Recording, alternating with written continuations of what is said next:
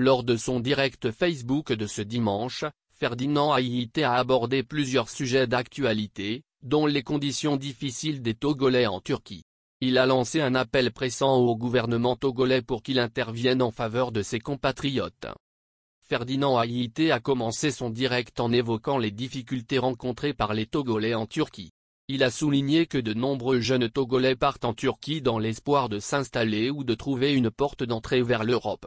Cependant, la situation sur place est de plus en plus difficile. Selon Haïté, les Togolais en Turquie sont régulièrement raflés par la police, même lorsqu'ils possèdent des papiers en règle. Ils sont souvent emprisonnés et déportés vers le Togo. Il a mentionné la prison de Kiri, où de nombreux Togolais sont actuellement détenus dans des conditions dégradantes.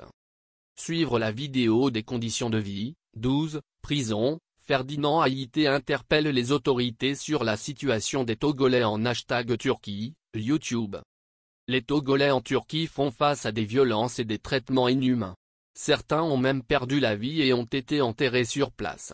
Haïté a exprimé son inquiétude quant à l'inaction des autorités togolaises, malgré les relations florissantes entre le Togo et la Turquie.